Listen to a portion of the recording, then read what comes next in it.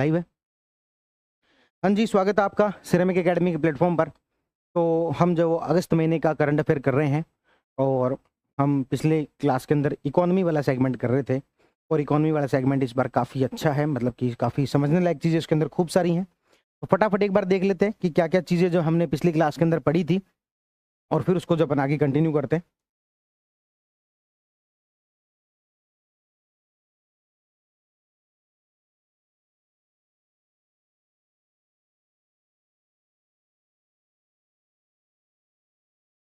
सबसे पहले हमने पढ़ा था कि AU स्मॉल फाइनेंस बैंक जो था, वो एक यूनिवर्सल बैंक का स्टेटस दे दिया गया है। पहले स्मॉल फाइनेंस बैंक था, पिछले 11 वर्षों में ऐसा स्टेटस मिलने वाला पहला ही बैंक है।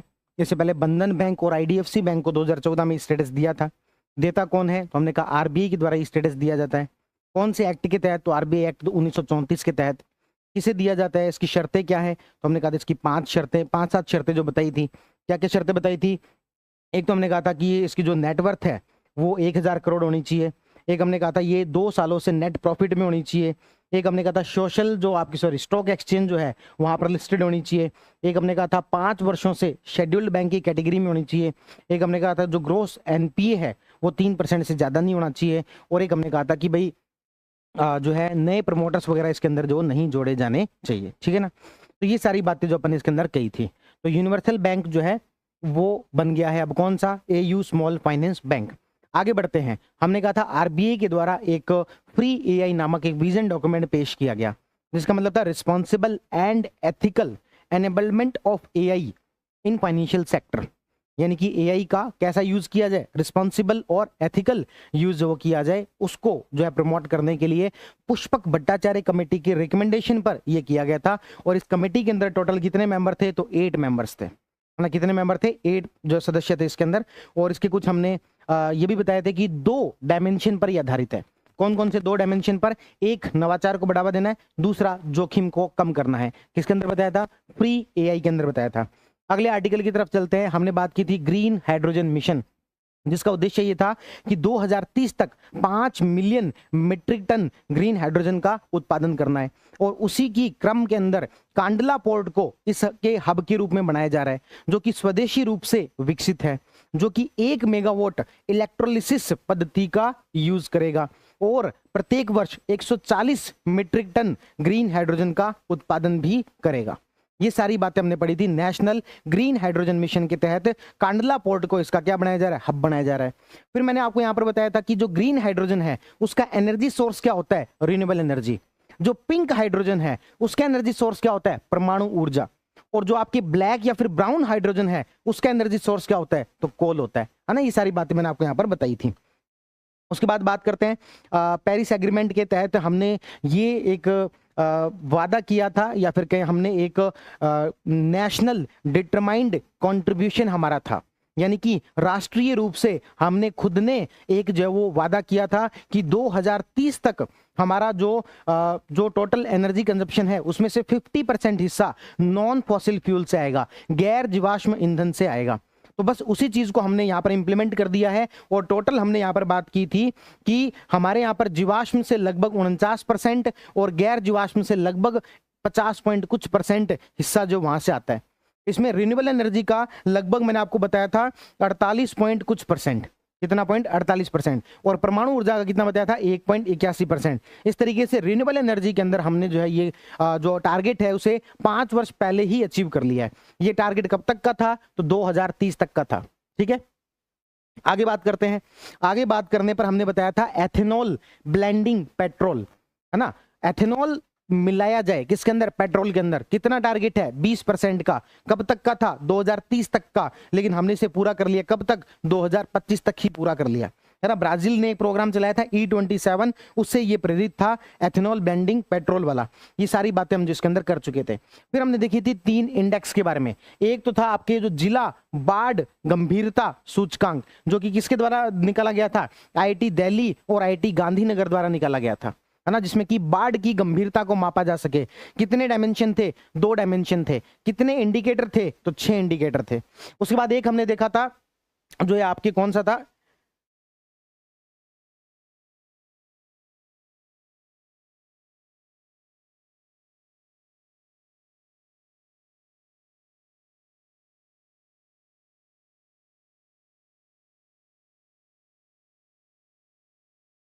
Bharat electric mobility index. कौन सा था? भारत इलेक्ट्रिक मोबिलिटी इंडेक्स, है ना। ये किसके द्वारा निकाला गया? नीति आयोग और world resource institute of India के सहयोग से, है ना। नीति आयोग और world resource of institute India के सहयोग से जिसको निकाला गया था, है ना। बीच में एक और आर्टिकल आया था जो कि अपन ने रिवीजन करते समय में छोड़ दिया।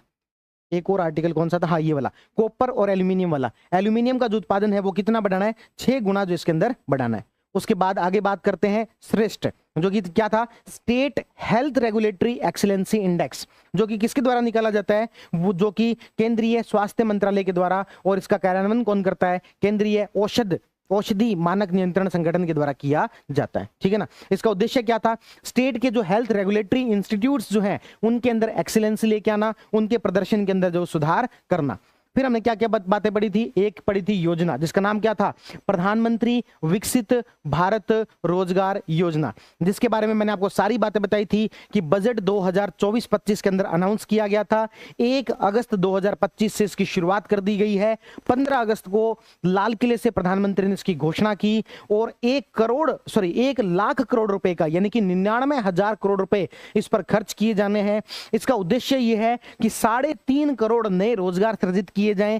कैसे किए जाएंगे? तो जो कंपनी का एम्प्लॉई है उसको फायदा मिलेगा। कितना, क्या फायदा मिलेगा? तो पहले 15,000 रुपए 2 किस्तों में मिलने हैं। पहली किस्त तब मिलेगी जब 6 महीने तक सेवा में रह लिया, और अगली किस्त तब मिलेगी जब उसने 12 महीने सेवा कर ली, प्लस वित्तीय साक्षरता कार्यक्रम भी अपना लिया। उसके बाद में दूसरा हमने देखा था कि जो नियोक्ता है, यानी कि जो एम्प्लॉई है, मतलब जो एम्प्लॉयमेंट देने वाला है, उसको भी यहां पर फायदा मिलेगा, और प्रत्येक एम्प्लॉय के हिसाब से 3-3 हजार रुपए मिलेंगे। लेकिन उसकी शर्त है, यदि 50 से कम कर्मचारियों वाली कंपनी का है तो उसे हर महीने 2 नए एम्प्लॉय को ऐड करना पड़ेगा, और 50 से ज्यादा वाला है तो उसे हर महीने 5 एम्प्लॉय को नए को रोजगार जो देना पड़ेगा। तो ये सारी बातें जो अपन इसमें बहुत डिटेल में पढ़ी थी, बहुत अच्छे से इन सब चीजों को याद किया था। उसके बाद प्रधानमंत्री स्ट्रीट वेंडर आत्मनिर्भर स्वनिधि योजना। कौन सी योजना? स्वनिधि योजना। इसकी शुरुआत कब हुई थी? जून 2020 के अंदर हुई थी, लेकिन उस समय मिलते थे 80,000 रुपए, अब इसको बढ़ा के कर दिया है 90,000 रुपए। जो पहले अमाउंट 10,000 थी उसको 15 कर दिया, जो 20 थी उसको 25 कर दिया, और तीसरी इंस्टॉलमेंट 50,000 की वो अभी भी 50,000 है। तो पहला चेंज तो क्या हो गया? 10,000 की पहली इंस्टॉलमेंट को 15,000 कर दिया, 20,000 की दूसरी इंस्टॉलमेंट को 25,000 कर दिया, और 50,000 की जो इंस्टॉलमेंट है वो अभी भी कितनी है? 50,000।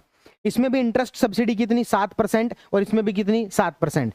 इसमें एक्स्ट्रा क्या था? 1200 रुपए का कैशबैक। इसमें कितने रुपए का? 1600 रुपए का कैशबैक, है ना। ये क्या है? यूपीआई लिंक्ड क्रेडिट कार्ड का प्रावधान भी कर दिया है। ये इसके अंदर क्या थी? एक नई बात थी, और इसका समय अवधि भी बढ़ा दी गई है। कब तक? 31 मार्च 2030 तक। तो पीएम स्वनिधि की जो कार्यावधि है वो भी बढ़ा दी गई है। कौन चलाता है इसे? तो आवास और शहरी मंत्रालय द्वारा चलाया जाता है, और इसके अंदर कुल जो 7300 करोड़ रुपए का खर्चा आने वाला है। तो ये सारी बातें अपन इसके अंदर की थी। आगे बढ़ते हैं। अगली योजना में हमने पढ़ा था नेशनल क्रिटिकल जो मिनरल्स हैं उसको लेकर एक मिशन लॉन्च किया गया था। जनवरी 2025 के अंदर क्रिटिकल मिनरल्स को लेकर एक मिशन लॉन्च किया गया था। क्रिटिकल मिनरल्स क्या होते हैं जो देश के लिए बहुत ज्यादा आवश्यक हैं, कैसे चिन्हित करें? तो इसको लेकर खनन मंत्रालय के द्वारा 30 खनिजों को क्रिटिकल मिनरल्स घोषित किया गया। फिर क्या हुआ? तो इस क्रिटिकल मिनरल मिशन जो है उसके अंदर ये कहा गया कि हम ज्यादा से ज्यादा इसका प्रोडक्शन करेंगे, और 1000 नए पेटेंट भी हम इसके अंदर लेके आएंगे। तो इन सब चीजों को इंप्लीमेंट करने के लिए अभी 7 सेंटर ऑफ एक्सीलेंस बनाए गए हैं, जिसमें से 4 तो आईआईटी को रखा गया है और 3 लैब को रखा गया है। 4 आईआईटी कौन कौन सी है? तो हमने कल याद किया था, भारत में डेवलपमेंट, BHRD। बी का मतलब बॉम्बे था, एच का मतलब हैदराबाद था, आर का मतलब रुड़की था, और डी का मतलब धनबाद था। यानी कि IIT Bombay, IIT Hyderabad, IIT Roorkee और आईआईटी धनबाद। इसके अलावा 3 और जो लैब थी, एक जमशेदपुर की, एक भुवनेश्वर की और एक हैदराबाद की। इन 7 को क्या बनाया जा रहा है? सेंटर ऑफ एक्सीलेंस के रूप में बनाया जा रहा है। कितने करोड़ रुपए का खर्चा आएगा? 16,300 करोड़ का। और इसके अनाउंसमेंट तो पिछले बजट में कर दी थी, और जनवरी 2025 में से क्या किया गया था? लॉन्च किया गया था। ये सारी बातें जो हमने इसको अंदर पढ़ी थी, और 2030-31 तक का ये मिशन है। उसके बाद हमने पढ़ा था समुद्रयान मिशन के बारे में। समुद्रयान मिशन जो है वो भारत सरकार द्वारा एक लॉन्च किया गया मिशन था, डीप ओशन मिशन। और उस डीप ओशन मिशन के तहत ये था कि हम समुद्र के अंदर 6000 मीटर की गहराई पर जाएंगे, गोता लगाएंगे और वहां से हमारे रिसोर्सेज के बारे में हमें पता लगेगा। इसी चीज के बारे में इस बार इंडिपेंडेंस डे पर, स्वतंत्रता दिवस के मौके पर लाल किले से प्रधानमंत्री मोदी जी ने एक कार्यक्रम भी चलाया है जिसका नाम है समुद्र मंथन, जिसका मतलब ये है कि हम जो समुद्र से रिसोर्सेज को निकालेंगे, लेकिन रिसोर्सेज को निकालने के लिए पहले हमें 6000 मीटर की गहराई तक भी पहुंचना पड़ेगा ताकि ज्यादा से ज्यादा ठीक तरीके से एक्सप्लोर कर पाए। कौन सा मिशन था? Deep ocean mission. और इसी डीप ओशन मिशन के तहत हमने एक समुद्रयान मिशन चलाया जिसका उद्देश्य यह था कि 6000 मीटर पर जाने वाली एक सबमर्सिबल यानी कि एक ऐसी पनडुब्बी जो बनाई जा सके जिसका नाम भी मत्स्य 6000 जो रखने वाले हैं, ठीक है ना। अभी इसमें क्या डेवलपमेंट है? डेवलपमेंट ये है कि फ्रांस की सहायता से हम 5000 मीटर और ये 4000 मीटर का 2 गोता जो लगा चुके हैं, है ना। कौन सी सबमर्सिबल से यानी कि कौन सी पनडुब्बी से लगाई? तो फ्रांस की है जिसका नाम है नोटाइल। क्या नाम था? नोटाइल। उसके माध्यम से हमने ये गोता लगाया। तो ये पूरा पढ़ा था हमने कौन सा मिशन? समुद्रयान मिशन, ठीक है ना। उसके बाद आगे बात करते हैं। उसके बाद हमने पढ़ा था पीएमई ड्राइव योजना। पीएमई ड्राइव योजना के अंदर क्या था? इलेक्ट्रिक व्हीकल्स को बढ़ावा दिया जाएगा, ठीक है ना। तो ये योजना 29 सितंबर 2024 से शुरू हुई थी। 10,900 करोड़ का व्यय होना था और ये केंद्रीय क्षेत्र की योजना थी। It was central sector scheme, क्योंकि इसमें सारा पैसा किसके द्वारा दिया जा रहा है? केंद्र सरकार द्वारा दिया जा रहा है। यहां तक की बातें अपन ने ली थी पढ़। एक बार मुझे बताएंगे, यहां तक किसी को कोई कंफ्यूजन हो, ऑडियो वीडियो में किसी प्रकार की प्रॉब्लम हो तो बताएंगे, उसके बाद आगे बढ़ते हैं। सर हाफ कोर्स पूरा है क्या? टेस्ट सीरीज लेने चाहिए क्या? सर जो वोट चोरी वाला इश्यू चल रहा है इसमें कांग्रेस के बाद जो भी प्रूफ है उसके बेस पर सुप्रीम कोर्ट नहीं जा सकती क्या? और नहीं जा सकती तो क्या प्रोविजन है? Please explain. प्लीज सर इस सीरीज को बंद मत करना। थैंक्स सर, आपने क्लासेज और पीडीएफ फ्री किया। आप ठीक है ना। तो यहां तक हमने बात कर ली थी। अब आगे सुनो, पीएमई ड्राइव योजना जिसका उद्देश्य था इलेक्ट्रिक व्हीकल्स को बढ़ावा देना। तो इलेक्ट्रिक व्हीकल्स के अंदर सरकार ने कहा कि भाई जो ट्रक है उसको भी हम बढ़ावा देंगे। इलेक्ट्रिक व्हीकल्स के अंदर किसे बढ़ावा देंगे? ट्रक जो है उसको भी हम बढ़ावा देंगे। सरकार ने कहा कि 5600 ऐसे नए ट्रकों की तैनाती की जाए, ई ट्रक। 5600 नए ट्रकों की तैनाती की जाए। 5600 नए ट्रक बनाए जाएंगे ई व्हीकल वाले, जिसको 2 कैटेगरी में बांटा गया है, N2 और N3। ये किसके आधार पर है? ये उनके यानी कि ट्रक के वजन के आधार पर है। जो 3.5 टन से लेकर 12 टन तक का जो ट्रक है उसे N2 कैटेगरी में बांटा गया है और 12 टन से ज्यादा वाला जो ट्रक है उसे N3 कैटेगरी के अंदर बांटा गया है। इस तरीके से ई ट्रक को भी सरकार के द्वारा बढ़ावा दिया जा रहा है। और ये किसका पार्ट है? ये पीएमई ड्राइव का ही भाग है। किसका भाग है? पीएमई ड्राइव का ही भाग है। पीएमई ड्राइव की जो कार्यावधि है ये कब तक कर दी है? 31 मार्च 2028 तक कर दी है। कब तक कर दी भाई? 31 मार्च 2028 तक कर दी गई है। तो बस यही हम बात कर रहे थे। यहां पर कौन सा अभियान? ई ट्रक प्रोत्साहन योजना। कौन सा मंत्रालय चलाएगा? भारी उद्योग मंत्रालय। इसके तहत क्या किया गया है? N2 और N3 कैटेगरी के ई ट्रकों की खरीद पर वित्तीय सहायता दी जाएगी। कितनी वित्तीय सहायता दी जाएगी? 9.6 लाख रुपए प्रति वाहन।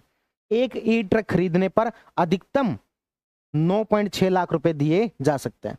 मान लो 40 लाख रुपए का ट्रक आता है तो सरकार जो लगभग 25% पैसा दे देगी। इस तरीके से कितने जो 5600 ई ट्रकों की जो है बेचान किया जा सके, ये सरकार का उद्देश्य है।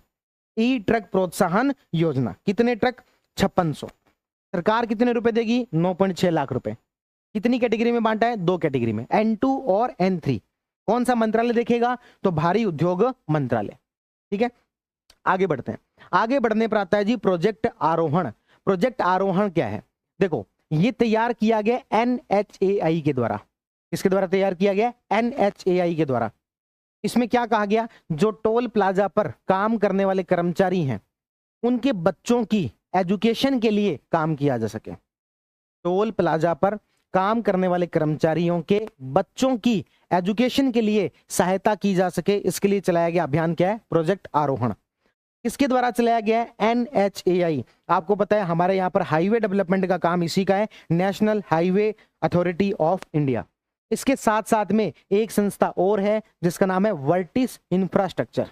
क्या नाम है, वर्टिस इंफ्रास्ट्रक्चर। तो वर्टिस इंफ्रास्ट्रक्चर और NAHI मिलकर टोल प्लाजा पर काम करने वाले कर्मचारियों की बच्चों की एजुकेशनल हेल्प के लिए ये काम कर रहे हैं।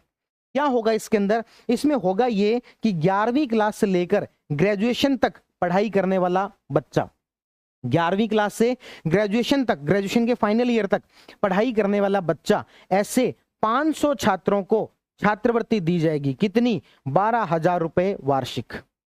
कितनी, 12,000 रुपए वार्षिक। इस तरीके से टोटल सरकार का इस पर, यानी कि NHI का इस पर 1 करोड़ रुपए खर्च होने वाला है।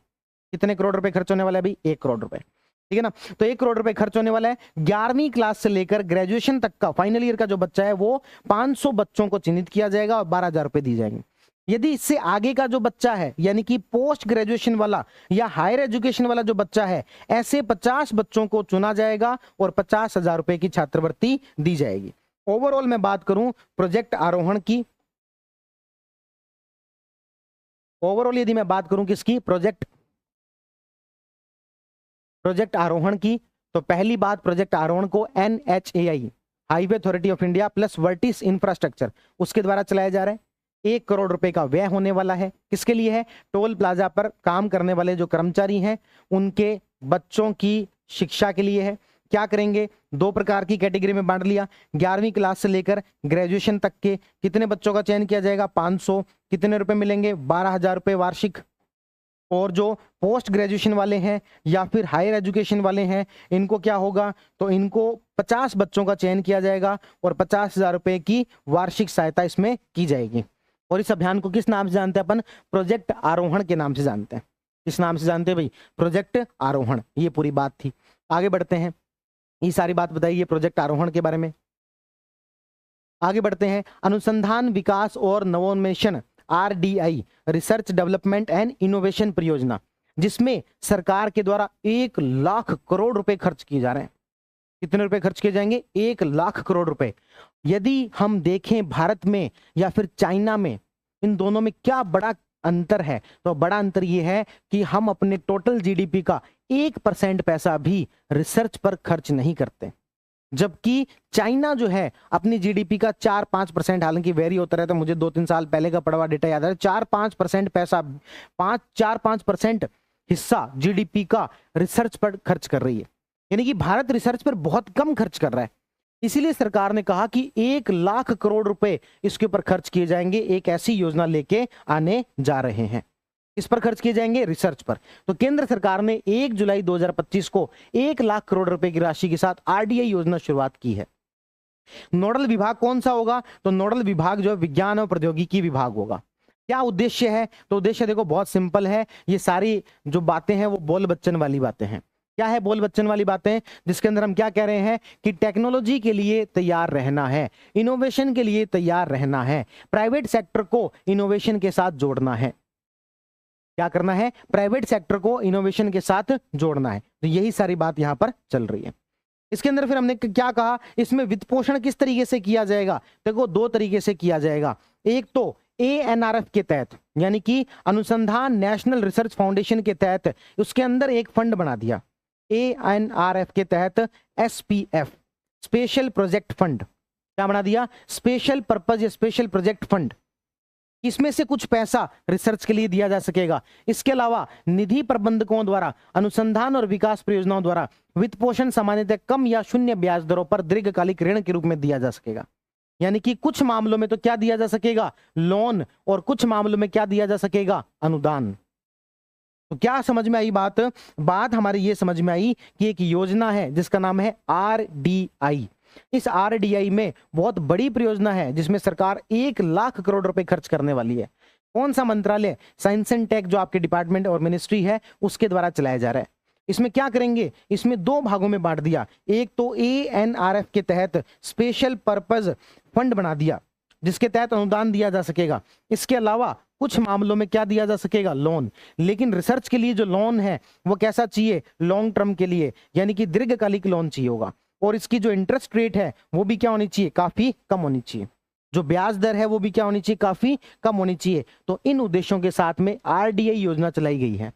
अब यदि आप इसके स्पेसिफिक जो है प्रोविजंस जानना चाहते हो, कितना क्या पैसा मिलेगा, तो इस पूरे में पढ़े जा सकते हैं, लेकिन आपके लिए उतना कोई काम का नहीं है। इतना याद रख लेना बस कि भाई फंड जो है सरकार के द्वारा यहां पर बांटा जाएगा, पैसे दिए जाएंगे। अगली योजना है कैच अनुदान कार्यक्रम।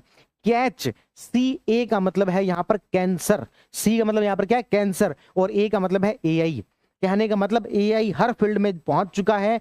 यदि कोई व्यक्ति कैंसर के रोग के निदान के लिए कोई नई रिसर्च करता है, आर्टिफिशियल इंटेलिजेंस का यूज करता है, तो सरकार ऐसे लोगों को अनुदान देगी, सरकार ऐसे लोगों को पैसा देगी कि आप ऐसी रिसर्च के अंदर लगाओ पैसा, हम देंगे आपको। आप तो बस नए नए इलाज ढूंढो कि कैंसर का इलाज कैसे किया जा सकता है। ये इंडिया AI मिशन के तहत चल रहा है। किसके तहत चल रहा है? ये इंडिया AI मिशन के तहत चल रहा है। भारत में कैंसर देखभाल क्षेत्र में AI समाधान के सत्यापन और उपयोग को तेजी से आगे बढ़ाने के लिए यह काम किया जा रहा है। ठीक है ना। सहयोग इसमें राष्ट्रीय कैंसर ग्रिड के द्वारा किया जा रहा है। इसमें थोड़ा सा समझना कैसे क्या फायदा होगा, और नोट्स के अंदर इसको थोड़ा सा अपडेट भी कर लेना। 10 चयनित परियोजनाओं को 50 लाख रुपए तक का पायलट ग्रांट दिया जाएगा, और राष्ट्रव्यापी तैनाती के लिए 1 करोड़ रुपए तक की स्केल अप फंडिंग जो वो दी जाएगी। नहीं समझे? देखो क्या कह रहे हैं अपन, हम कह रहे हैं एक योजना चलाई गई है जिसका नाम क्या है? कैच अनुदान। यहां पर C का मतलब याद रखना कैंसर, और A का मतलब याद रखना AI, यानी कि कैंसर के निदान के लिए AI का प्रयोग किया जा सके, इसके लिए इसमें राष्ट्रीय कैंसर ग्रिड ये इसके अंदर क्या कर रही है? हेल्प कर रही है। और इसमें क्या किया जा सकेगा? इसमें पैसा दिया जाएगा। किस तरीके से दिया जाएगा? इसमें नई रिसर्च के लिए तो 50 लाख रुपए दिए जाएंगे, नई रिसर्च के लिए 50 लाख रुपए तक का अनुदान दिया जाएगा। और यदि आप उसको स्केल अप करना चाहते हो, यानी कि आप उसे पूरे भारत में लागू करना चाहते हो, एग्जांपल के तौर पर मान लो मैंने राजस्थान के अंदर ऐसा कोई नया इनोवेशन ढूंढा और राजस्थान में मैं इसे लागू कर रहा हूं, तो मुझे 50 लाख रुपए मिलेंगे। लेकिन मैं अब ये चाहता हूं कि मैं इसको पूरे भारत में लागू कर दूं, नेशनल लेवल पर इसको मैं ले जाऊं, मैं इसका स्केल अप करना चाहता हूं, इसके लिए सरकार के द्वारा 1 करोड़ रुपए का अनुदान मिलेगा। तो कैचअप अनुदान जो है वो प्राइवेट सेक्टर को आर्टिफिशियल इंटेलिजेंस का प्रयोग करते हुए कैंसर के इलाज का समाधान ढूंढने के लिए प्रेरित करती है, जिसमें कि 2 कैटेगरी के अंदर है। 50 लाख रुपए का तो अनुदान है और 1 करोड़ रुपए स्केल अप के लिए है। यदि आप नेशनल लेवल पर इसको लेके जाना चाहते हो उसके लिए 1 करोड़ रुपए है। तो एक तो हमने क्या पढ़ा? कैच अनुदान। एक हमने क्या पढ़ा? RDI, रिसर्च डेवलपमेंट और आपके जो है इनोवेशन। इसमें 1 लाख करोड़ रुपए लग रहे हैं। साइंस एंड टेक डिपार्टमेंट देख रहा है। इसको 2 भागों में देखा। एक तो हमने स्पेशल पर्पस फंड बनाया है और लोन दिया जा रहा है, वो लॉन्ग टर्म के अंदर दिया जा रहा है। इससे पहले हमने प्रोजेक्ट आरोहण देखा जो कि NHAI और वर्टिस जो आपके इंफ्रास्ट्रक्चर उसके द्वारा, ये 1 करोड़ का है। ये कर्मचारियों के बच्चों के लिए है। इसमें 2 कैटेगरी में बांटा है। 11th क्लास से लेकर ग्रेजुएशन तक 500 बच्चों का चयन करेंगे, 12,000 रुपए मिलेंगे। और PG से लेकर हायर एजुकेशन 50 बच्चों का चयन करेंगे और 50,000 रुपए मिलेंगे। ठीक है ना। तो ये हमने 3 यहां पर मेजर जो है प्रोजेक्ट्स पढ़े, मेजर जो स्कीम्स यहां पर पढ़ी। तो ये पूरी बात यहां पर बताई गई है। ठीक है ना। तो कौन सा है ये? कैच अनुदान कार्यक्रम। कौन सा है? कैच अनुदान कार्यक्रम। ठीक है, आगे बढ़ते हैं। अगली जो योजना है उसका नाम है वीर परिवार सहायता योजना। ये किसके लिए? देखो आपको पता होगा कि हमारे यहां पर एक संस्था बनी हुई है, उसका नाम है नालसा। नालसा का मतलब क्या हो गया? National legal service authority. National legal service authority. ये संस्था क्या करती है? ये संस्था लोगों को फ्री में लीगल सर्विस प्रोवाइड करवाती है। लीगल सर्विस या लीगल एड प्रोवाइड करवाती है फ्री में। किन्हें करवाती है? गरीब परिवारों को। किन्हें करवाती है? गरीब परिवारों को। क्या उसमें जो सेना के परिवार के लोग हैं क्या उनको भी करवाती है क्या? तो अब तक तो ऐसा कुछ नहीं था, गरीब परिवारों के लिए था। लेकिन अब इसको जो है उसके लिए भी यूज किया जाएगा। इसका नाम होगा वीर परिवार सहायता योजना, जिसमें क्या कहा गया है? सेना और अर्धसैनिक बलों के कर्मियों और उनके परिवारों को निःशुल्क विधिक सहायता उपलब्ध करवाना। इस यानी कि जो निःशुल्क विधिक सहायता किससे उपलब्ध करवाई जाती है उसमें एक कैटेगरी और बढ़ा दी गई है। आपको पता हो इसको लेकर UPSC प्री के अंदर प्रश्न पूछा जा चुका है कि किन किन लोगों को इसका सहायता का लाभ मिलता है। अब उसमें एक कैटेगरी और बढ़ा दी है, और वो कौन सी बढ़ा दी है? तो उसमें हम कहेंगे सैनिक और अर्धसैनिक बल, उनको और उनके परिवार के लोगों को। कौन सी योजना के तहत? वीर परिवार सहायता योजना के तहत। कौन सी योजना के तहत? वीर परिवार सहायता योजना के तहत। और इसका शुभारंभ 26 जुलाई 2025 से श्रीनगर से किया गया। कब से किया गया? 26 जुलाई 2025 से। कहां से किया गया? श्रीनगर से। तो क्या नाम है इसका? वीर परिवार सहायता योजना। आगे बढ़ते हैं। अगली जो योजना है उसका नाम है स्वयं शक्ति सहकार योजना और नंदिनी सहकार। देखो इसमें नाम से स्पष्ट पता लग रहा है ये योजना किसके लिए है? सहकारी समितियों के लिए। ये योजना किसके लिए है? सहकारी समितियों के लिए, कोऑपरेटिव सोसाइटीज। कोऑपरेटिव सोसाइटी क्या होती है? कोऑपरेटिव सोसाइटी मतलब कि गांव में अलग अलग जो लोग हैं वो मिलकर आपस में क्या बना लेते हैं? एक सोसाइटी, और थोड़े थोड़े पैसे इसमें जमा करते रहते हैं ताकि बाकी किसी सदस्य को लोन लेना हो तो इससे लोन लिया जा सकता है और फिर वो ब्याज के साथ में वापस भी जमा करवा देता है। इस तरीके से सहकारी समितियां बनती हैं। तो ये एक नई योजना लेके आई जा रही है जो कि किसके लिए? सहकारी समितियों के लिए और सेल्फ हेल्प ग्रुप के लिए। किसके लिए? सेल्फ हेल्प ग्रुप के लिए और सहकारी समितियों के लिए। तो उसका नाम क्या है? उसका नाम है स्वयं शक्ति सहकार योजना और नंदिनी सहकार। जितने भी सहकारी समितियों के काम होते हैं नेशनल लेवल पर वो किए जाते हैं राष्ट्रीय सहकारी विकास निगम के द्वारा।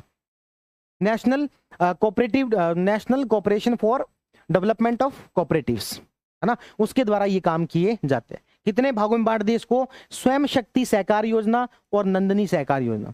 नाम में क्या आ रहा है? स्वयं शक्ति मतलब ये किसके लिए है? सेल्फ हेल्प ग्रुप के लिए। क्या प्रोवाइड करवाएंगे? इसमें ऋण उपलब्ध करवाया जाएगा। और दूसरा क्या है? नंदिनी सहकार, ये किसके लिए है? सहकारी समितियों के लिए। इसमें क्या करेंगे? इसमें वित्तीय सहायता और क्षमता निर्माण दोनों काम किए जाएंगे। इस तरीके से मैं कहूं कि एक तो है सेल्फ हेल्प ग्रुप के लिए जिसका नाम क्या है? स्वयं शक्ति सहकार, और एक है सहकारी समितियों के लिए जिसका नाम क्या है? नंदिनी सहकार। इसमें क्या होगा? इसमें लोन प्रोवाइड करवाया जाएगा। इसमें क्या होगा? इसमें वित्तीय सहायता के साथ साथ क्षमता निर्माण, कैपेसिटी बिल्डिंग का भी काम किया जाएगा। और ये सारी चीजें देख कौन रहा है? एनसीडीसी। कौन देख रहा है? एनसीडीसी के द्वारा देखा जा रहा है। इसका नाम क्या है? स्वयं शक्ति सहकार और नंदिनी सहकार योजना। ठीक है ना? क्या कुछ इसके अंदर होगा वो सब हमने देख लिया।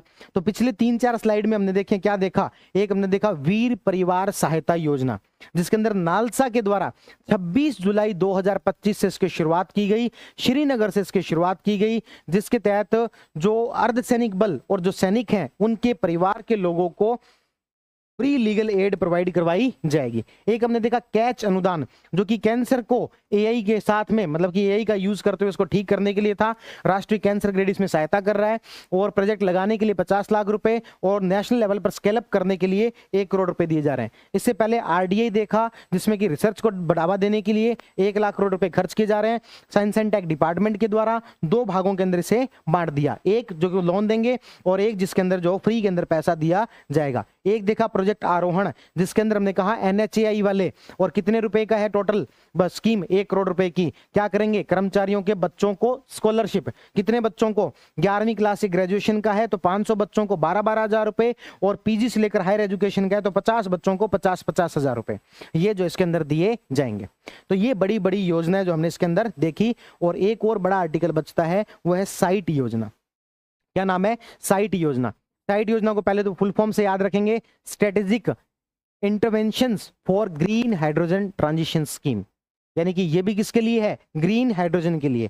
कौन चलाएगा? नवीकरणीय ऊर्जा मंत्रालय और पेट्रोलियम एवं प्राकृतिक गैस मंत्रालय मिलकर चलाएंगे। क्या करेंगे? ग्रीन हाइड्रोजन के उत्पादन और उपयोग को बढ़ावा देना है। साइट में GH याद रखना, GH का मतलब है ग्रीन हाइड्रोजन। साइट के अंदर क्या याद रखना है? GH, और GH का मतलब यहां पर क्या है? Green hydrogen. तो ओवरऑल इतना ध्यान रखना कि ग्रीन हाइड्रोजन को यहां पर बढ़ावा दिया जा रहा है। ठीक है, तो ये सारी बातें हमने यहां पर इकोनॉमी के अंदर पढ़ी। बस वही था, साइट के स्कीम अंश 1 के लिए लॉन्च किया गया। अब आती हैं छोटी छोटी बातें, वन लाइनर फैक्ट्स, जो कि मैं उम्मीद करता हूं आप पढ़ लोगे, लेकिन फटाफट मैं आपको बता देता हूं। सबसे पहली बात, पंजाब नेशनल बैंक उसने क्या किया है कि जो बैंक की वेबसाइट है वो .bank.in के डोमेन से बनानी शुरू कर दी है। इससे बनानी शुरू कर दी है .bank.in के डोमेन नेम से बनानी शुरू कर दी है। एक डोमेन नेम होता है ना, GoDaddy करके एक वेबसाइट हुआ करती थी, आपने भी सुना होगा डोमेन नेम। एग्जांपल के तौर पर अपना जो वेबसाइट है उसका नाम क्या है? ceramicacademy.in। क्या है? .in, ये क्या है? डोमेन है। ठीक है ना। उसी तरीके से बैंकों को कहा गया है कि आप इस तरीके से अपने वेबसाइट बनाओ, sbi.bank.in। ये पिछले वर्ष आरबीआई ने गाइडलाइंस जारी की थी ताकि लोगों के साथ धोखाधड़ी ना हो। पता लगा किसी ने state bank of India .in नाम से आपको जो भेज दिया मेल, आपको लगेगा ऑफिशियली है और आपने इसके ऊपर कोई भी ट्रांजैक्शन वगैरह कर दी, तो इससे क्या हो गया, इसके साथ हो गई धोखाधड़ी। आरबीआई ने कहा ऐसी धोखाधड़ी ना हो, इसके लिए सबसे पहले जितने भी बैंक हैं अपनी वेबसाइट को इस डोमेन नेम पर ले आओ और हम इसको रजिस्टर्ड कर लेते हैं, और फिर हम लोगों को बता देंगे कि इस डोमेन नेम से ही कोई मैसेज आए, तो मेल आए, तभी आप इसका रिप्लाई करें, अन्यथा ना करें। तो इस तरीके से ये डोमेन नेम जो यहां पर लेने की बात चल रही है, और ये डोमेन नेम पहला कौन सा बैंक बना है, तो वो बना है पंजाब नेशनल बैंक। तो बस यही बात यहां पर चल रही है कि पंजाब नेशनल बैंक के द्वारा इस डोमेन नेम का अब से प्रयोग किया जाएगा। किसके द्वारा इसको शुरुआत की गई थी, आरबीआई द्वारा, है ना। और इसको national internet exchange of India ने जो institute for development and research in banking technology को इस डोमेन के लिए एक्सक्लूसिव रजिस्ट्रार के रूप में अधिकृत किया। तो एक कंपनी है, इसको एक्सक्लूसिव रजिस्ट्रार, यानी कि यहां पर जो आपको रजिस्टर करवाना पड़ेगा। उसके अलावा और क्या छोटी छोटी चीजें हैं, एक भारत की सबसे बड़ी, एशिया की सबसे लंबी मालगाड़ी जो चलाई गई है, जिसका नाम है रुद्रस्त्र। क्या नाम है, रुद्रस्त्र, जो कि सबसे लंबी मालगाड़ी होने जा रही है एशिया की। ठीक है, कहां से कहां तक चली है, गंज ख्वाजा स्टेशन उत्तर प्रदेश से लेकर झारखंड के गढ़वा रोड स्टेशन तक पहली बार चली है। इतना याद रख लेना, यूपी के गंज ख्वाजा से लेकर गढ़वा रोड तक। यहां पर किससे शुरुआत हो रही है, याद रख लेना कि गै से गै, गंज ख्वाजा से गढ़वा तक, यूपी से झारखंड तक। भारत की यानी कि एशिया की सबसे लंबी मालगाड़ी, जिसका नाम क्या है, रुद्रस्त्र। अपन पहले यही करते थे बचपन के अंदर, जो मालगाड़ी जा रही है उसके डब्बे गिनते थे कि कितने डब्बे हैं, हाँ गिनते थे, इसके अंदर 47 डब्बे हैं, इसके अंदर 60 डब्बे हैं। अब ये सबसे लंबी मालगाड़ी है, तो आप मान के चलो इसमें कितने 150-200 डब्बे तो होंगे भाई, ठीक है ना। तो रुद्रस्त्र सबसे लंबी मालगाड़ी होने जा रही है। उसके अलावा क्या, हिंदुस्तान जिंक लिमिटेड, इसको अंतरराष्ट्रीय खनन और धातु परिषद में शामिल होने वाली पहली भारतीय कंपनी बन गई है। तो इस तरीके से कुछ एक छोटे छोटे मनलाइनर है, जैसे कि एक ये बड़ा इंपॉर्टेंट मनलाइनर, इसको याद रख लेना, न्यू इंडिया कोऑपरेटिव बैंक। कौन सा bank, new India cooperative bank, अब सरस्वत बैंक के अंदर विलय हो गया है। सरस्वत बैंक क्या है, तो ये भारत का सबसे बड़ा अर्बन कोऑपरेटिव बैंक बन गया है। सरस्वत बैंक क्या बन गया, भारत का सबसे बड़ा अर्बन कोऑपरेटिव बैंक। देखो, बैंकों की बहुत सारी कैटेगरी होती है, यदि आपने बेसिक पढ़ रखा है तब आपको ये ज्यादा अच्छे से समझ में आएगा। एक यूनिवर्सल शेड्यूल बैंक होता है और एक आपके कोऑपरेटिव बैंक्स होते हैं। अब कोऑपरेटिव बैंक के अंदर भी दो प्रकार के होते हैं, रूरल और अर्बन। तो अर्बन कोऑपरेटिव बैंक में सबसे बड़ा बैंक कौन सा हो गया है, Saraswat bank. Urban cooperative bank में सबसे बड़ा बैंक कौन सा हो गया है, सरस्वत बैंक। और हाल ही में उसके अंदर किसका विलय हुआ है, तो हाल ही में उसके अंदर न्यू इंडिया कोऑपरेटिव बैंक का विलय हुआ है। क्या याद रखना है, सरस्वत बैंक के अंदर किसका विलय हुआ है, न्यू इंडिया कोऑपरेटिव बैंक का विलय हुआ है। और सबसे बड़ा बैंक कौन सा बन गया है, सरस्वत बैंक। कैसा सबसे बड़ा, अर्बन कोऑपरेटिव बैंक, सबसे बड़ा urban cooperative bank Saraswat bank. ठीक है ना। तो ये कुछ एक वन लाइनर है, ये हमने बात कर ली, ये बात कर ली। चेन्नई भारत के पहले हाइड्रोजन संचालित रेल कोच का सफल परीक्षण किया गया चेन्नई के अंदर। एक है यूआईडीएआई ने निर्बाध आधार आधारित ग्राहक सत्यापन हेतु स्टारलिंक से साझेदारी की है। किसने, यूआईडीएआई। सुन लो बात को, यूआईडीएआई और स्टारलिंक के बीच समझौता हुआ है। यूएआईडीआई क्या है, तो ये unique identification development authority of India, जो कि भारत के अंदर आधार कार्ड बनाने का कार्य करती है। भारत के अंदर आधार कार्ड बनाने का कार्य करने वाली संस्था का नाम क्या है, UIDAI, unique identification development authority of India. Unique identification development authority of India, ये एक सांविधिक संस्था है। कैसी संस्था है, सांविधिक संस्था, जो कि हमारे यहाँ पर वित्त अधिनियम आया था 2017 या 16 में आई थिंक, उसके माध्यम से इसको सांविधिक संस्था बनाया गया था। यूआईडीएआई, जो कि भारत में आधार कार्ड को बनाने का काम करती है। इसने एक समझौता किया किसके साथ में, स्टारलिंक के साथ। किसके साथ में, स्टारलिंक के साथ। ठीक है ना। तो इस पेज पर हमने क्या क्या छोटी छोटी बातें पढ़ी। एक तो हमने कहा पीएनबी पहला बैंक बन गया है जिसने कि बैंक.in डोमेन का प्रयोग करना शुरू किया है। एक हमने कहा चेन्नई के अंदर भारत की पहली हाइड्रोजन रेल का सफल परीक्षण कर लिया गया है। एक हमने कहा गंज ख्वाजा से लेकर गढ़वा रोड, यूपी से लेकर झारखंड तक भारत की एशिया की सबसे लंबी जो है आपके मालगाड़ी रुद्रस्त्र का एक तरीके से उद्घाटन किया गया है। एक हमने कहा कि जो आपके कोऑपरेटिव बैंक था, इंडिया कोऑपरेटिव बैंक, इसका मर्जर हो गया किसके अंदर, सरस्वत बैंक के अंदर, और सरस्वत बैंक अब क्या बन गया है, भारत का सबसे बड़ा अर्बन कोऑपरेटिव बैंक बन गया है। एक हमने पढ़ा UIDAI का एक समझौता हुआ है किसके साथ, स्टार लिंक के साथ, जिससे कि आधार कार्ड को इस तरीके से लागू किया जा सके कि उसके आधार पर पहचान की जा सके। ये सारी बातें हमने पढ़ी है किसके अंदर, इकोनॉमी के अंदर पढ़ी है। ठीक है, तो क्या बताओ भाई, इतनी बातें याद हुई कि नहीं हुई, इतनी बातें याद हुई कि नहीं हुई?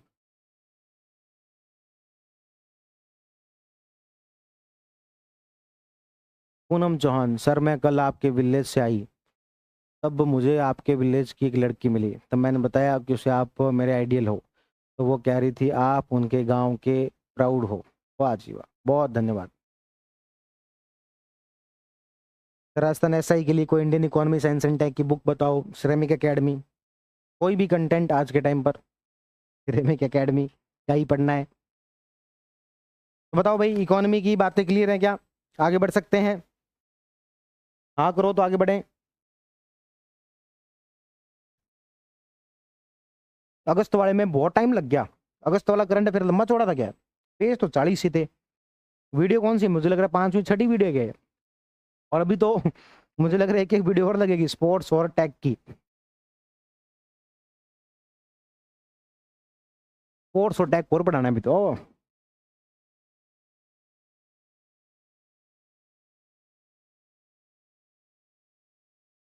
ज्यादा डिटेल में पढ़ा रहा हूँ कि इस बार क्या चक्कर है, टाइम ज्यादा कैसे लग रहा है भाई, समझ में आ रहा है कि नहीं आ रही चीजें?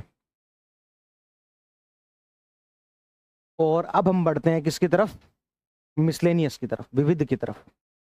विविध में तो ज्यादातर क्या है, फैक्ट ही है। क्या है फैक्ट? अच्छा यार, इकोनॉमी में शायद ना एक दो बातें और थी, देख लेते हैं फटाफट उसको भी। दो तीन छोटी छोटी योजनाएं हो रही है। एक है सक्षम निवेशक अभियान, ये एक हमारी संस्था है, इसका नाम है निवेशक शिक्षा और संरक्षण निधि प्राधिकरण। क्या नाम है? निवेशक शिक्षा और संरक्षण निधि। यानी कि जो इन्वेस्टर हैं, इन्वेस्टमेंट करते हैं, उनकी शिक्षा को बढ़ाया जाए और उनको प्रोटेक्ट करने के लिए अलग से एक फंड बनाया गया है। इसके द्वारा एक अभियान चलाया गया, सक्षम निवेशक अभियान। उसके तहत कहा गया कि किसी कंपनी के पास जो डिविडेंड पड़ा है, उनके सब मामलों का समाधान करने के अंदर मदद करना, ये इसका उद्देश्य है। नहीं समझे? देखो होता क्या है, मान लेते हैं सिरेमिक एकेडमी, ठीक है, सिरेमिक एकेडमी के मान लेते हैं 5 पार्टनर है, ABCD और E। इनके बीच में पैसा डिवाइड हुआ डिविडेंड के रूप में, लाभांश के रूप में। किस रूप में? लाभांश के रूप में। और इनके बीच में मान लो कोई छोटा मोटा विवाद है, तो वो पैसा निकाला नहीं जा रहा, बैंक अकाउंट के अंदर ही पड़ा है, तो इससे किसी का कोई खास फायदा हो रहा है क्या? नहीं हो रहा। इससे बढ़िया तो क्या होता, इसे क्या किया जा सकता, निवेश किया जा सकता। तो ऐसे मामलों में समाधान के लिए सक्षम निवेशक कार्यक्रम चलाया गया है।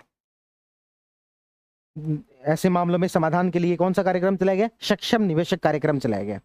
जिसको चलाने वाला संस्था कौन सी है? एक संस्था है, उसका नाम ही क्या है? निवेशक शिक्षा और संरक्षण निधि प्राधिकरण। संरक्षण निधि प्राधिकरण, इसके द्वारा जो ये अभियान चलाया गया है। ठीक है, इसके अलावा एक और योजना है जिसका नाम है वित्तीय समावेशन संतृप्ति अभियान। देखो इसको भी आप थोड़ा सा सोचो, फाइनेंशियल इंक्लूजन, फाइनेंशियल इंक्लूजन कि सब लोगों का वित्तीय समावेशन हो सके।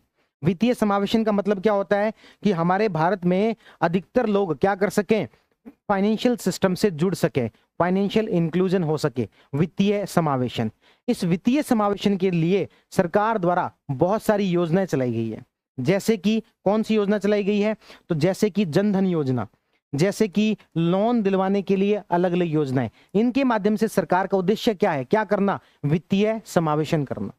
अब वित्तीय समावेशन काफी ज्यादा हो चुका है, लेकिन क्या सब लोगों के बैंक अकाउंट बन चुके हैं क्या? तो हम कहेंगे लगभग सब लोगों के बन चुके हैं, थोड़ा बहुत और बचा है। किसी स्टूडेंट के यदि 90% आते हैं तो 90 से 98 तक लेके जाना बड़ा मुश्किल होता है। किसी के 40% थे तो 40 से 70 लेके जाना उतना मुश्किल नहीं होता जितना 90 से 98 पर लेके जाना होता है। तो यानी कि वित्तीय समावेशन का अभी सैचुरेशन आना बाकी है, उसमें 90% हमने काम कर लिया हो, इसको कितने पर लेके जाना है, 98 पर लेके जाना है। इसलिए इस योजना का नाम क्या है, वित्तीय समावेशन संतृप्त अभियान। वित्तीय समावेशन संतृप्त, संतृप्त का मतलब होता है सैचुरेशन, जो हाईएस्ट था वो कर लिया जाए, है ना। जैसे अपन ज्योग्राफी के अंदर शब्द का बड़ा यूज करते हैं संतृप्त, जलवायु संतृप्त हो गई इसलिए बारिश के रूप में गिर रहा है धरती पर पानी, तो संतृप्त, वित्तीय समावेशन का क्या आ जाए, संतृप्त आ जाए। बस इसी प्रकार का एक जागरूकता कार्यक्रम है, इसी प्रकार का एक क्या है, जागरूकता कार्यक्रम है। अब इससे जो अपन पढ़ लेंगे, अवधि 1 जुलाई से लेकर 30 सितंबर, किसके द्वारा चलाया गया, वित्तीय सेवा विभाग के द्वारा। क्या करना है, प्रधानमंत्री जनधन योजना, जीवन ज्योति बीमा योजना, सुरक्षा बीमा योजना, अटल पेंशन योजना, इनकी पहुंच बढ़ाने के लिए है। क्या करना है, इनकी पहुंच बढ़ानी है, यानी कि वित्तीय समावेशन की क्या लेके आनी है, संतृप्ति। क्या लेके आनी है भाई, संतृप्ति।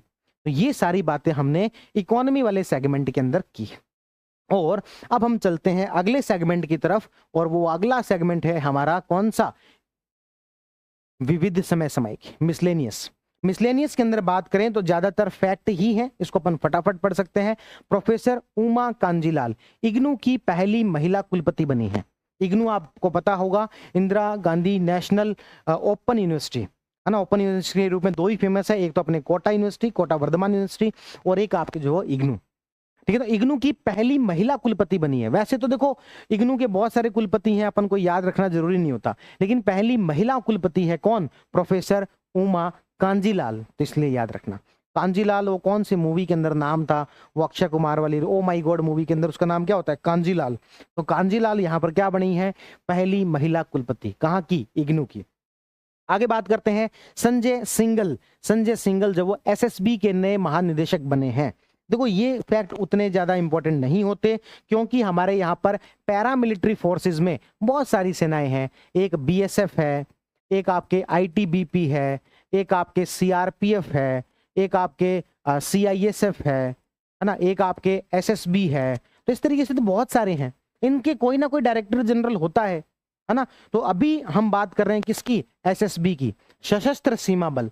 यदि आपको इनके बारे में थोड़ा बहुत नहीं पता हो तो मैं आपको बता दूं, ये हमारे कहलाती हैं पैरामिलिट्री फोर्स। देखो हमारी सुरक्षा के अंदर ना दो प्रकार के लोग लगे हुए हैं, एक जिसे हम कहते हैं सेना, सेना के दो भाग हैं, सॉरी 3 भाग हैं, एक जिसे हम कहते हैं थल सेना, एक जिसे हम कहते हैं वायु सेना, और एक जिसे हम कहते हैं नौसेना, है ना। ये तो हमारे कहते हैं सैनिक बल, ये सब तो हमारे क्या कहलाते हैं, सैनिक बल, है ना। उसके बाद में हमारा आता है अर्धसैनिक बल। क्या आता है भाई, अर्धसैनिक बल, पैरामिलिट्री फोर्सेस। पैरामिलिट्री फोर्सेस हमारे खूब सारी हैं। यदि मैं आपको याद करने का तरीका बताऊं तो मैं कहूंगा कि भारत पाकिस्तान बॉर्डर पर जो लगी हुई है, भारत पाकिस्तान बॉर्डर पर जो लगी हुई है उसका नाम है बीएसएफ, बॉर्डर सिक्योरिटी फोर्स। क्या है, बॉर्डर सिक्योरिटी फोर्स। आप इसको इस तरीके से देखेंगे, पहली लेयर के रूप में हमारी जो है वो भारत पाकिस्तान से सुरक्षा कौन करती है, तो भारत की थल सेना, वायु सेना, नौसेना करती है। दूसरी लेयर के रूप में कौन है, हमारी पैरामिलिट्री फोर्स, जिसमें कि भारत पाकिस्तान वाले बॉर्डर पर कौन है, बीएसएफ है। भारत नेपाल वाले बॉर्डर पर कौन है, भारत नेपाल और भूटान वाले बॉर्डर पर यहां पर जो काम करती है उसको अपन बोलते हैं एसएसबी, सशस्त्र सीमा बल, सशस्त्र सीमा बल।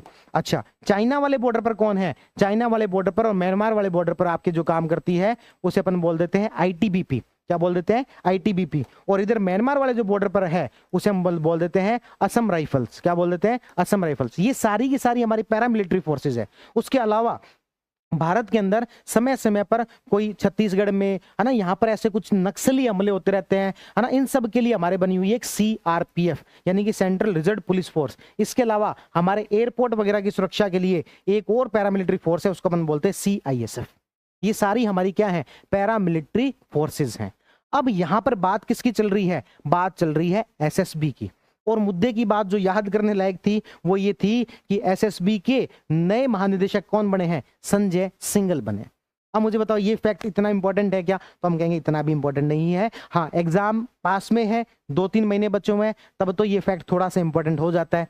लेकिन यदि 8-10 महीने बाद एग्जाम है तो इतना इंपॉर्टेंट नहीं है, क्योंकि आज की मैगजीन में एसएसबी के कोई डायरेक्टर जनरल आए, कल सीआईएसएफ के आएंगे, उसके बाद जो है आपके बीएसएफ के आएंगे। तो ऐसे तो बहुत सारे हैं, है ना। राष्ट्रीय राइफल नहीं, असम राइफल्स, ठीक है ना। तो ये हम बात करते हैं संजय सिंघल। आगे बात करते हैं लेफ्टिनेंट जनरल पुष्पेंद्र सिंह नए उप सेना प्रमुख बने हैं, और वाइस एडमिरल संजय वात्स्यायन जो है नौसेना के उप प्रमुख बने हैं। तो यहां पर भी वही बात होती है, एक तो होते हैं इनके प्रमुख और एक होते हैं इनके उप प्रमुख। अब वही बात है, क्या उप प्रमुख उतने ज्यादा काम के हैं क्या, मतलब कि हमारे लिए इंपॉर्टेंट है क्या, तो हम कहेंगे उतने ज्यादा इंपॉर्टेंट नहीं है, हमें पहले प्रमुख ही याद नहीं हो रहे, उसके बाद उप प्रमुख याद करेंगे। तो यहां पर क्या कह रहे हैं, लेफ्टिनेंट जनरल पुष्पेंद्र सिंह तो क्या बने हैं, उप सेना प्रमुख, यानी कि थल सेना के उप प्रमुख कौन बने, पुष्पेंद्र सिंह। कौन बने हैं, पुष्पेंद्र सिंह। और नौसेना के कौन बने हैं, नौसेना के आपके बने हैं संजय वात्स्यायन। कौन बने हैं, संजय वात्स्यायन, संजय वात्स्यायन। ठीक है, तो इस तरीके से नौसेना के उप प्रमुख कौन बने, संजय वात्स्यायन। थल सेना के कौन बने, पुष्पेंद्र सिंह। और एसएसबी के अभी कौन बने, संजय सिंघल। तो दो का नाम क्या है, संजय, संजय सिंघल। संजय सिंघल तो क्या है, एसएसबी के। और इधर हमने क्या कहा, नौसेना के उप प्रमुख संजय वात्स्यायन और थल सेना के कौन बने, पुष्पेंद्र सिंह। आगे बात करते हैं, आगे बात करने पर आता है संजय कोल। अरे भाई, इस पूरी मैगजीन में संजय संजय आए हैं क्या, इसमें कौन आए हैं, संजय कोल। संजय कोल क्या बने, गिफ्ट सिटी के प्रबंध निदेशक और कार्यकारी अधिकारी। अभी गिफ्ट सिटी क्या है, गुजरात के अंदर एक बनाई गई है गिफ्ट सिटी, ताकि उस क्षेत्र को इंटरनेशनल जो है ट्रेड के रूप के हब के रूप में डेवलप किया जा सके। उसके बाद राजकुमार अरोड़ा रक्षा लेखा महानियंत्रक। अनीश दयाल सिंह उपराष्ट्रीय सुरक्षा सलाहकार। हमें एनएसए का नाम तो पता होता है, नेशनल सिक्योरिटी एडवाइजर।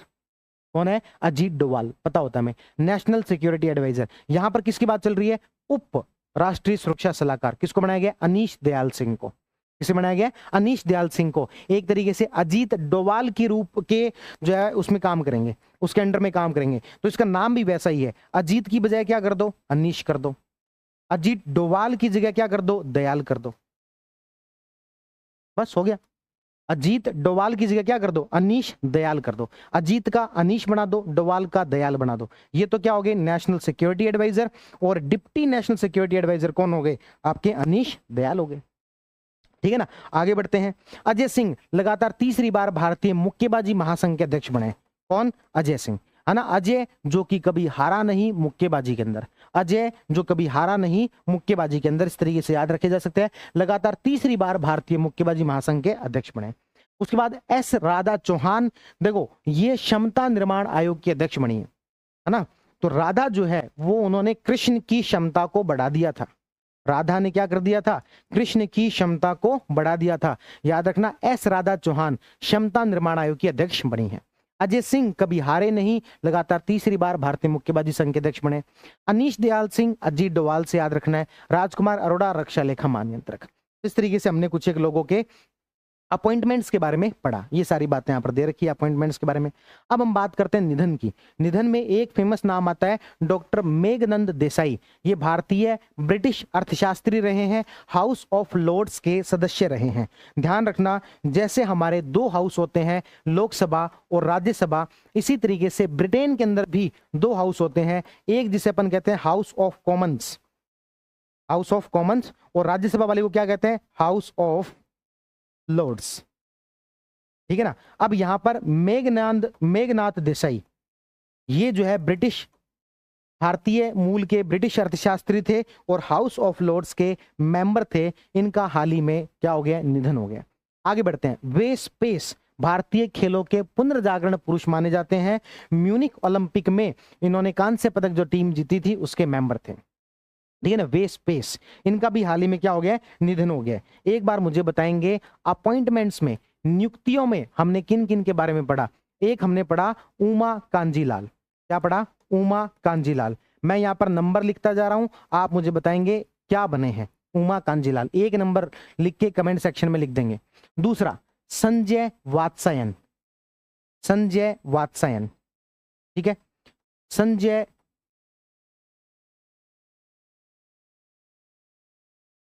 अरे वो सिंगला, संजय सिंगला।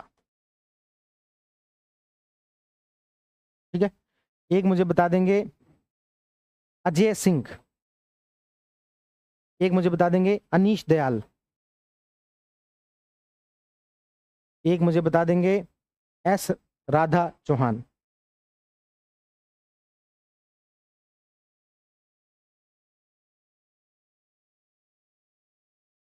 कांजीलाल इग्नू की पहली महिला कुलपति, नौसेना उप प्रमुख। पुष्पेंद्र सिंह जी थल सेना के उप सेना प्रमुख, संजय सिंगला एसएसबी के महानिदेशक, अजय सिंह लगातार तीसरी बार मुक्केबाजी के अध्यक्ष, अनीश दयाल एनएसए के डिप्टी और एस राधा चौहान क्षमता निर्माण आयोग की अध्यक्ष। मेघनाथ देसाई, तो ये इनका निधन हुआ है। और एक वेस्ट पेस, ये खेलों से संबंधित थे, हॉकी से संबंधित थे, इनका क्या हो गया हाल ही में निधन। ये सारी बातें अपन ने पढ़ ली। आगे बात करते हैं सत्यपाल मलिक। सत्यपाल मलिक काफी ज्यादा चर्चा में रहते थे और बागपत यूपी में इनका जन्म हुआ था। कुछ राज्यों के राज्यपाल रहे थे, 5 राज्यों के, बिहार, उड़ीसा, जम्मू कश्मीर, गोवा और मेघालय। इनके नाम जरूर याद रख लेना, पूछा जा सकता है किसी भी एग्जाम में। कौन कौन से? बिहार, उड़ीसा, ठीक है ना, गोवा, मेघालय और जो है वो जम्मू कश्मीर। जम्मू कश्मीर, गोवा और मेघालय बनाना भाई कुछ ऐसा। बिहार, उड़ीसा, जम्मू कश्मीर, गोवा और मेघालय के ये क्या रहे थे? राज्यपाल। ठीक है। उसके बाद ला गणेशन, ये नागालैंड के राज्यपाल थे, इनका भी हाल ही में निधन हो गया। और ये इसके अलावा मणिपुर और पश्चिम बंगाल के जो राज्यपाल रहे थे। तो ये नागालैंड, मणिपुर और पश्चिम बंगाल के, ये बिहार, उड़ीसा, जम्मू कश्मीर, गोवा और मेघालय के राज्यपाल रहे थे। और इन दोनों का हाल ही में क्या हो गया? निधन हो गया। शिबू सोरेन, शिबू सोरेन आपको पता होगा, झारखंड में एक पार्टी है जेएमएम, झारखंड मुक्ति मोर्चा। क्या नाम है? झारखंड मुक्ति मोर्चा, जिनके बेटे हैं हेमंत सोरेन। हेमंत सोरेन जो कि वर्तमान में झारखंड के मुख्यमंत्री हैं, और उनके पिताजी थे शिबू सोरेन जो कि मुख्यमंत्री रहे थे, झारखंड के पूर्व मुख्यमंत्री थे। इनका हाल ही में निधन हो गया।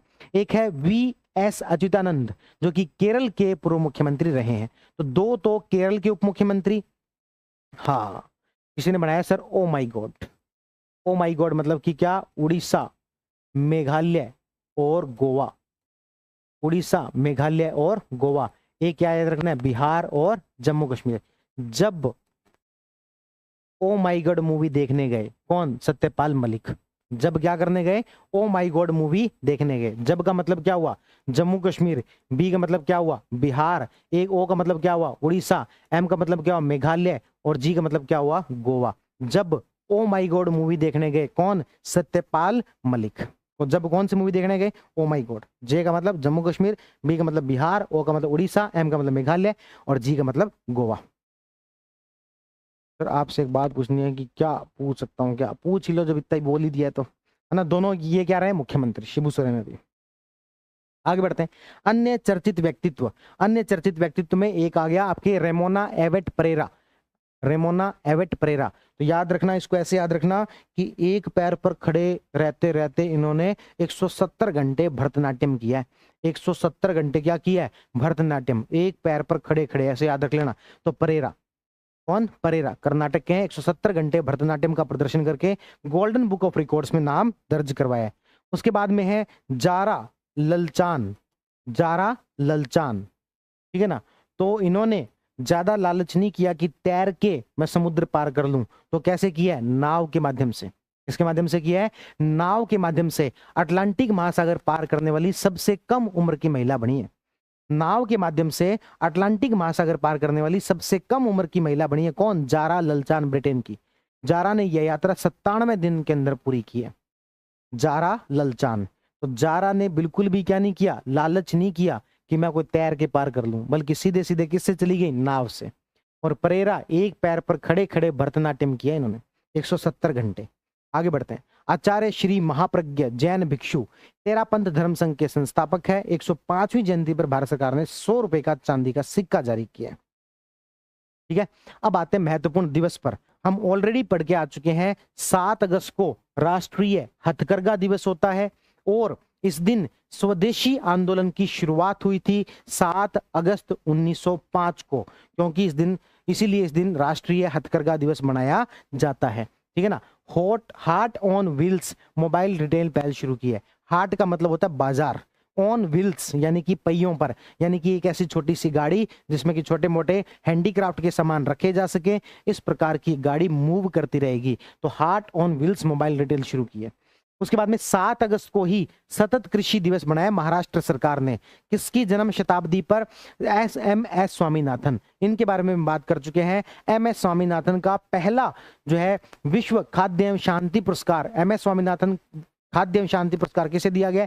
एडेमोला एनिनोला, अपन ने बात की थी ना एडेमोला को, तो एडेमोला को ये अवार्ड दिया गया। सतत कृषि दिवस भी इसी दिन मनाया गया 7 अगस्त को। 10 अगस्त की बात करें, विश्व जैव ईंधन दिवस होता है और इस बार हमने एथेनॉल ब्लेंडिंग पेट्रोल 20% का जो टारगेट था उसे पूरा भी इसी मौके पर कर लिया, सरकार ने इसी मौके पर बताया। आप यदि इकोनॉमिक सर्वे पढ़ते हैं उसमें भी मैं आपको लिखवाता हूं 10 अगस्त को कौन सा दिवस होता है? विश्व जैव ईंधन दिवस। 9 अगस्त को विश्व आदिवासी दिवस होता है। 9 अगस्त को अच्छा 7 अगस्त को एक और दिवस होता है, वो है अपना राष्ट्रीय भाला फेंक दिवस।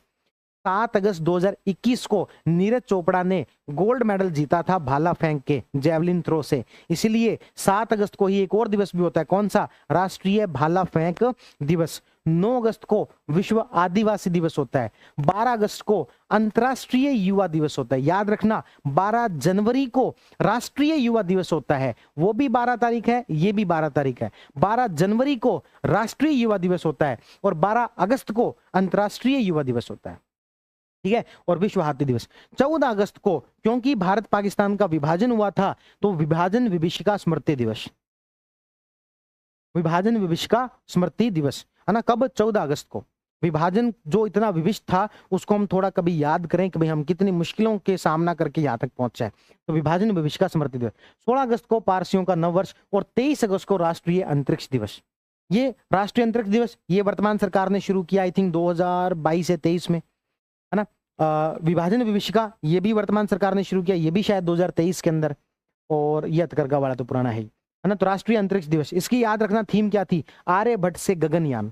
आर्यभट्ट हमारा पहला लॉन्चिंग व्हीकल, और ये जो आर्यभट्ट से गगनयान, प्राचीन ज्ञान से अनंत संभावनाओं तक, ये इस बार की क्या थी? इसकी थीम थी राष्ट्रीय अंतरिक्ष दिवस की, ठीक है ना। सर इसकी पीडीएफ कहाँ मिलेगी? तो एक टेलीग्राम चैनल है जिसका नाम है विकास गुप्ता सर, वहां पर मिल जाएगी या फिर आपको ऐप पर मिल जाएगी, ठीक है ना। तो आर्यभट्ट से गगनयान, प्राचीन ज्ञान से अनंत संभावनाओं तक, कब? 23 अगस्त को। कौन सा दिवस? राष्ट्रीय अंतरिक्ष दिवस। एक बार मुझे बताएंगे। 7 अगस्त को मैंने आपको 3 बता दिए, कौन कौन से? एक तो राष्ट्रीय हथकरघा दिवस, इस दिन जो है वो हार्ट ऑन व्हील्स नामक एक मोबाइल रिटेल भी शुरू की गई। इसी दिन को सतत कृषि दिवस, क्यों? क्योंकि MS स्वामीनाथन जन्म शताब्दी थी तो महाराष्ट्र सरकार द्वारा शुरू की गई। इसी 7 अगस्त को राष्ट्रीय भाला फेंक दिवस भी होता है। 9 अगस्त को तो हम कहेंगे विश्व आदिवासी दिवस। 10 अगस्त को जैव ईंधन दिवस। 12 अगस्त को अंतर्राष्ट्रीय वो दिवस आपके युवा दिवस और हाथी दिवस। 23 अगस्त को अंतर्राष्ट्रीय अंतरिक्ष दिवस, जिसकी थीम क्या थी? आर्यभट्ट से गगनयान। क्या थी? आर्यभट्ट से गगनयान, अनंत से असीम संभावनाओं तक, ये बातें याद रखनी है। इसके अलावा एक और बात, जो आपके यूपीएससी है इसके भी 100 वर्ष पूरे होने जा रहे हैं। एक्चुअल में आपको पता हो पहले इसका नाम होता था केंद्रीय लोक सेवा आयोग। क्या नाम था?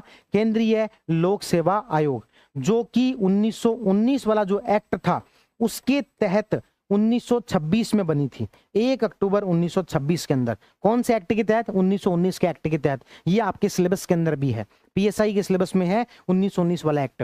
तो इस एक्ट के तहत कौन सा आयोग बना था? केंद्रीय लोक सेवा आयोग, जो कि बाद में 1935 एक्ट के तहत इसका नाम क्या कर दिया? यूनियन पब्लिक सर्विस कमीशन, यानी कि संघ लोक सेवा आयोग। पहले इसका नाम क्या था? केंद्रीय लोक सेवा आयोग, अब इसका नाम क्या कर दिया? संघ लोक सेवा आयोग। कौन से एक्ट से? 1935 वाले से। 1919 में ये इस रूप में बनी थी। यदि हम इससे कैलकुलेट करें तो अगले वर्ष क्या होने वाले हैं? 100 वर्ष पूरे होने वाले हैं। इसी को यूपीएससी द्वारा सेलिब्रेट किया जा रहा है, ठीक है ना। आगे बढ़ते हैं। आगे बढ़ने पर आती हैं चर्चित पुस्तकें। एक पुस्तक है जिसका नाम है the rise of the hitman, यानी कि रोहित शर्मा पर बुक लिखी गई है और जिसके लेखक कौन है? आर कौशिक। क्या नाम है? आर कौशिक।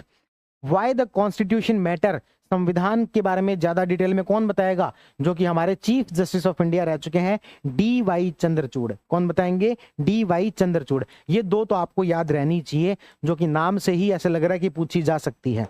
कौन कौन सी किताबें बताई? The rise of the hitman R Kaushik और why the constitution matters DY Chandrachud. याद रखने के लिए मैं बता रहा हूं, मेरा कोई ऐसा कोई वो नहीं है, इंटेंशन नहीं है। हिटमैन यानी कि रोहित शर्मा। शर्मा जी के बारे में किताब किसने लिखी है? शर्मा जी ने ही लिखी है, कौशिक भाई साहब ने लिखी है। इसने लिखी है शर्मा जी ने, यानी कि कौशिक भाई साहब ने लिखी है। कॉन्स्टिट्यूशन पर डिटेल में बात कौन करेगा? जो कि चीफ जस्टिस ऑफ इंडिया रहा है। स्वास्थ्य के प्रहरी, प्रहरी शब्द से ही पता लग रहा है कि शौर्य की कुछ बात चल रही है, तो किसने लिखी है? ललित शौर्य ने। किसने लिखी है? ललित शौर्य ने। हिस्ट्री दैट इंडिया इग्नोर्ड, ये किसने लिखी है? प्रेम प्रकाश। इनका ये कहना है, हालांकि बुक अलग मैटर पर है, याद करने के लिए बता रहा हूं, इनका कहना है कि हमने भारत के इतिहास में कभी प्रेम के बारे में तो चर्चा ही नहीं की, युद्धों के बारे में चर्चा की है, तो जिस विषय को हमने हिस्ट्री में इग्नोर कर दिया वो बुक किसने लिखी है? प्रेम प्रकाश ने। The dark hour, India under lockdown, Aamir Pirzada, Aamir Pirzada इन्होंने बुक लिखी है। और डिफरेंट स्ट्रोक्स ये लिखी है AK भट्टाचार्य ने। बाकी किताबों के नाम जो आप देख लेना। इस तरीके से ये हमने क्या पढ़ ली? किताबें पढ़ ली। क्या पढ़ ली भाई? किताबें पढ़ी है।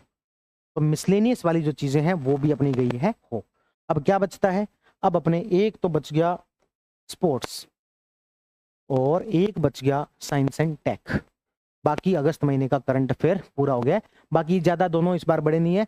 आपके जो साइंस एंड टेक है वो 4 पेज का है, स्पोर्ट्स भी ज्यादा बड़ा नहीं है, 5 पेज का है। तो कल एक लंबी क्लास लेके इन दोनों को एक ही क्लास में कर देते हैं। 2 4 6 क्लास का 6 पेज का वो है, स्पोर्ट्स है। तो कल एक लंबी क्लास लेके इन दोनों को ही एक साथ कर देते हैं, स्पोर्ट्स और साइंस एंड टेक को।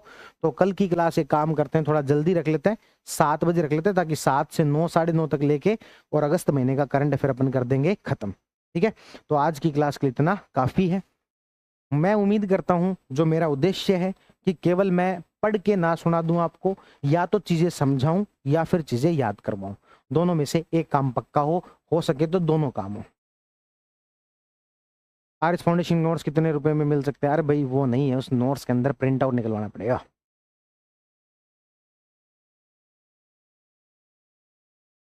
PDF करंट अफेयर्स का दिल्ली रहता हूँ, PDF चाहिए। PDF जो अपने टेलीग्राम चैनल पर पड़ी हुई है, विकास गुप्ता सर नाम से टेलीग्राम चैनल है, वहां पर आपको मिल जाएगी। ठीक है भाई, चलो मिलते हैं अगली क्लास में। आप सभी का बहुत बहुत धन्यवाद। Good night.